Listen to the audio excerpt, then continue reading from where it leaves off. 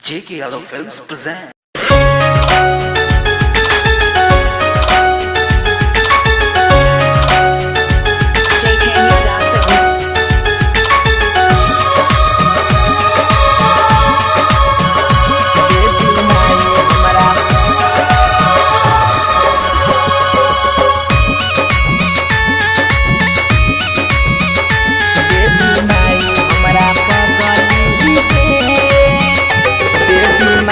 हमरा पगली के अब तू ही ख्याल रखी देवी माई हमरा पगली के अब तू ही ख्याल रखी दुनिया में चाहे जहाँ भी रहे ओकरा के खुशहाल रखी दुनिया में चाहे जहाँ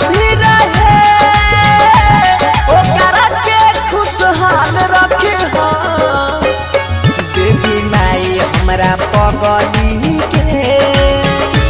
अब तू ही ख्याल रखी देवी माई हमरा पगली के देवी माई हमरा पगली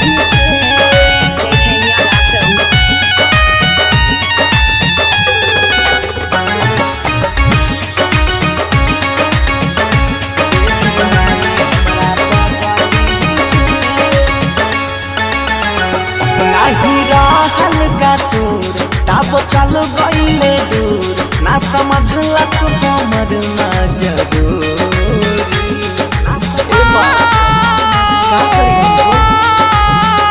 नहीं रहल कसूर तब चल गईले दूर ना समझलक हमर मजबूरी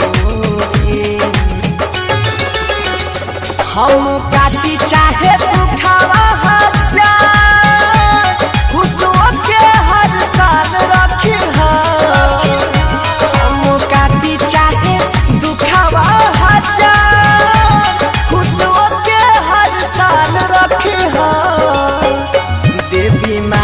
हमरा पगली के अब तू ही ख्याल रखी देवी माई हमरा पगली के देवी माई हमरा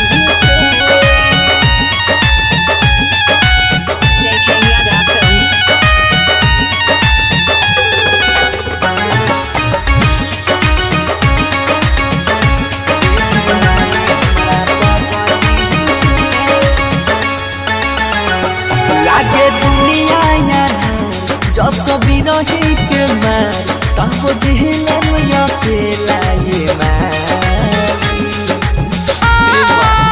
और क्या कर सकते माता लागे दुनिया यार जो सभी रही के मार तब जिहलम अकेला ये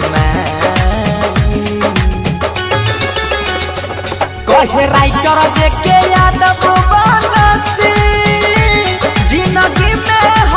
चल रखी कहे राइटर जे के Yadav Bansi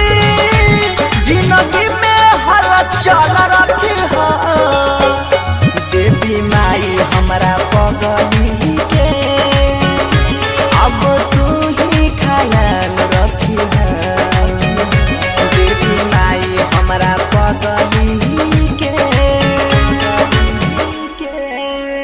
J.K. Yadav Films